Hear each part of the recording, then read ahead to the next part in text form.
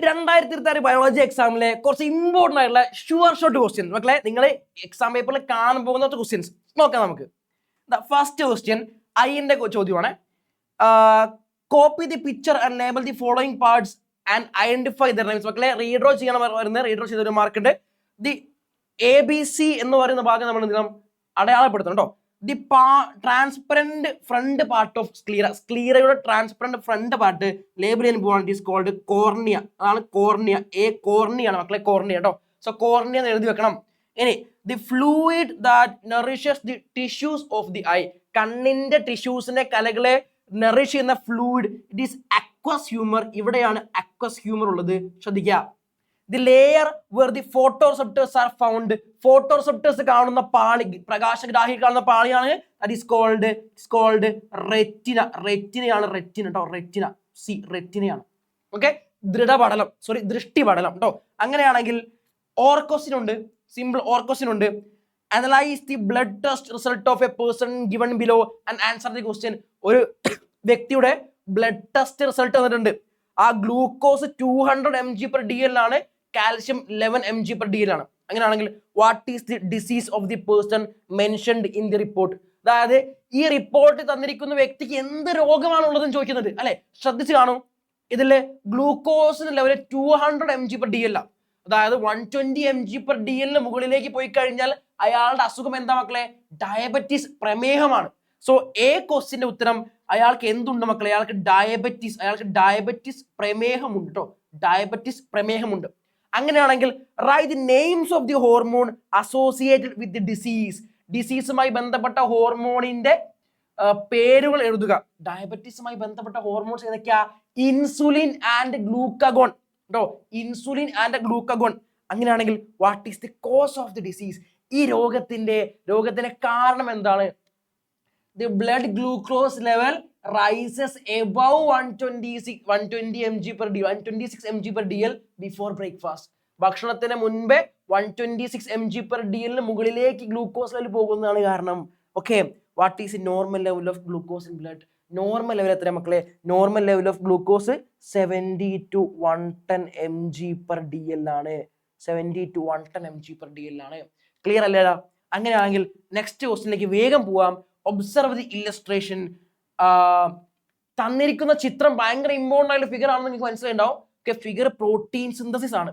So അങ്ങനെയാണെങ്കിൽ ഇതിൽ which act as blue print act ചെയ്യുന്ന ആരാണ്, ഡെലിവറി ട്രക്ക് ആക്ട് ചെയ്യുന്ന ആരാണ്, അതേപോലെ തന്നെ ഫാക്ടറി ആയിട്ട് ആക്ട് ചെയ്യുന്ന ആരാണ്. ഭയങ്കര ഇൻട്രസ്റ്റിംഗ് ആയ ക്വസ്റ്റ്യൻ അല്ലേ. അതിന് ഒന്ന് നോക്കിയേ, ബ്ലൂ പ്രിന്റ് എന്ന് ഉദ്ദേശിക്കുന്നത് RNA-കളെ തമ്മിൽ കമ്പയർ ചെയ്യാനാണ്. ഓക്കെ, ഏതൊക്കെ RNA ഉണ്ടെന്നാണ് ചോദ്യം, അതാണ് സംഭവം ഉദ്ദേശിക്കുന്നത്. സംഭവം വളരെ സിമ്പിൾ ആണ്. ബ്ലൂ പ്രിന്റ് ആയിട്ട് ആക്ട് ചെയ്യുന്നു മക്കളെ, എല്ലാവരും ഒന്ന് കാണൂ. ഓക്കെ, ബ്ലൂ പ്രിന്റ് ആയിട്ട് ആക്ട് ചെയ്യുന്നത് mRNA ആണ്. mRNA okay, mRNA carries the message for protein synthesis. mRNA protein നിർമ്മാണത്തിനായുള്ള സന്ദേശം കൊണ്ടുവരുന്നു. അങ്ങനെയാണെങ്കിൽ ഡെലിവറി ട്രക്കായിട്ട്, ഓക്കെ ശ്രദ്ധിക്കൂ, ഡെലിവറി ട്രക്കായിട്ട് ആക്ട് ചെയ്യുന്നത് ആരാണ്, tRNA ആണ്. tRNA because tRNA transfers amino acids ribosome. tRNA amino ആസിഡുകളെ റൈബോസോമിലേക്ക് എത്തിക്കുന്നു.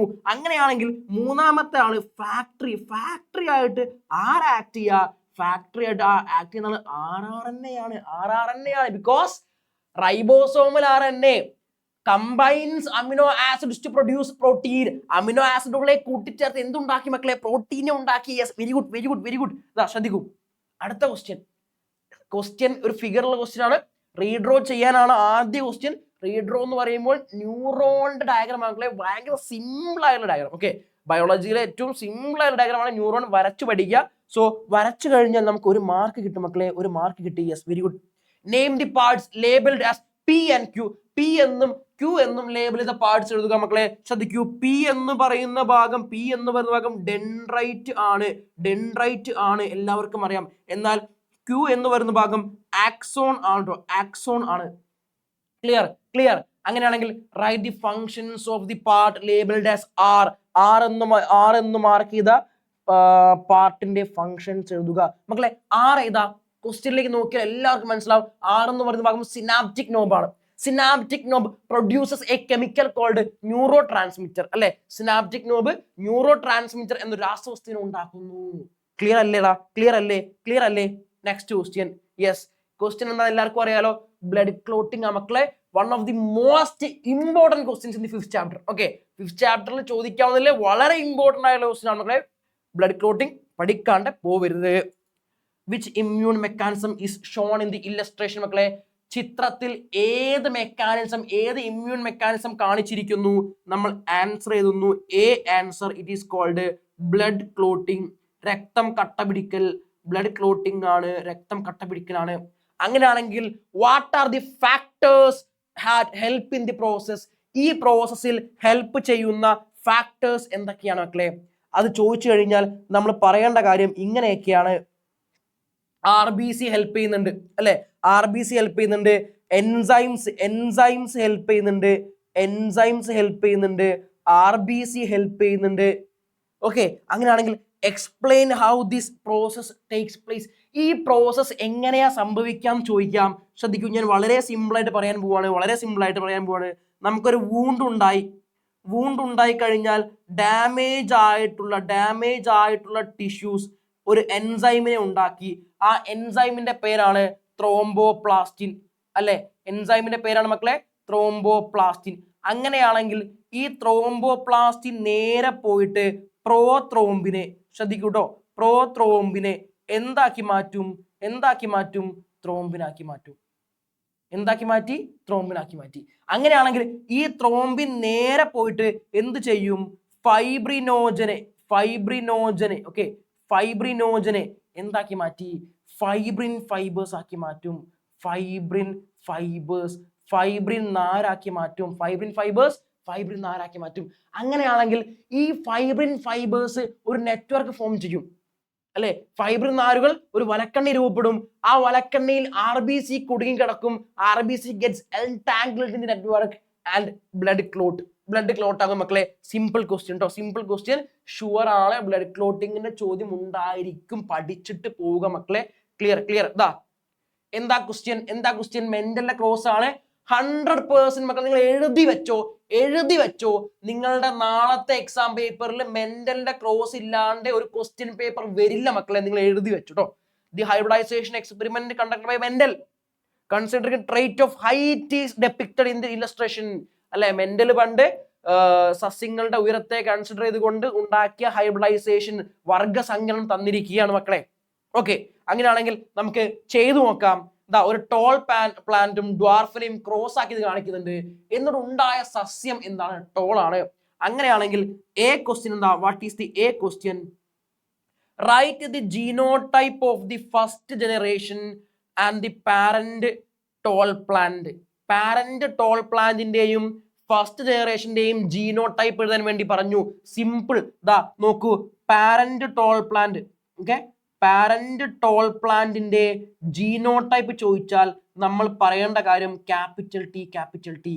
അങ്ങനെയാണെങ്കിൽ F1ന്റെ ജീനോടൈപ്പ് ചോദിച്ചാൽ നമ്മൾ പറയേണ്ട കാര്യം ക്യാപിറ്റൽ T സ്മോൾ t ആണ്. Okay, right the B question.